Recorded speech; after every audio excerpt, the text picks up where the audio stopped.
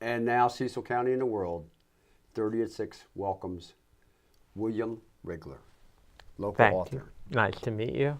It's great to meet you, and we've been talking a little bit about your books and how you got started in writing. And first of all, this is your newest book. Yes, until the new one comes out at the end of May. But currently that is. I was reading a little bit. It seems it's pretty spooky. Tell us about Certain Shadows I Have Known.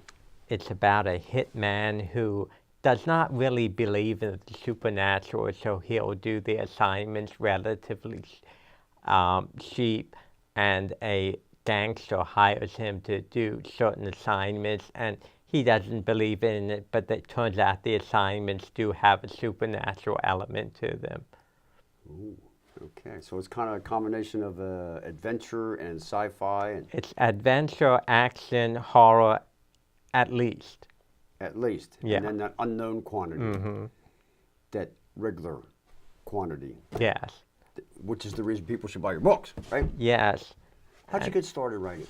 I've always written, and these I've kind of self-produced. I have a new book coming out May 31st called Stranger Thoughts, which is in 3 parts. One is the horror equations, which is short horror stories.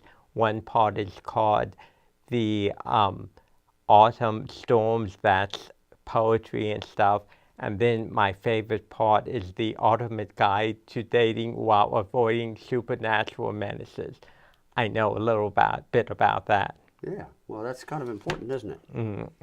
It's like we had a legend when I was a kid, high school. Down in Lover's Lane, they had Hook Man, and drive off with the hook in the car, stuff like that. Urban legends. Yeah, urban legends, yes. So, sci-fi, horror, adventure, everything mixed together. And this is your first book? Yeah, that's the first one I put out called Summon Secrets. Summon Secrets. And how long you been an established author? Well, the question is, am I an established author yet? But I've had these books out since about 2010. Cool. And do you write every day, or? I just write when I can and feel like it. So You carry a notebook around, or you use no, a I laptop? should, just in my mind, and I just hope I can remember it. Are you ever inspired by dreams? I really don't dream that much, but it's possible. Some people have said that's because you're so busy making up stories. So maybe that's it, I don't know. But I have a pretty good fuel in me to do quite a few stories still. Awesome. So the well has not run dry, and you have this next book. Tell us about the next book. Well, like I said, that's the one with 3 parts, and that has a little bit of horror in the short stories, horror and romance. I figured that would go together. And then the poetry has some art or horror in it. And then dating and horror, doesn't that always go together? You'd have to ask some of my previous dates. Well, I talked some about my previous dates, and I've had some crazy dates. I had one girl set off the alarm in the museum that we were at. I had one girl point out to me her old prison cell as we crossed past the prison. I had one girl set me on fire. Never a dull moment. No. Now, do you go to events and bring your books and things like that? I've had the books at the Amazicon, and I'm planning on doing that again in November in Ashington, Pennsylvania. So I always take a pack of my books with me.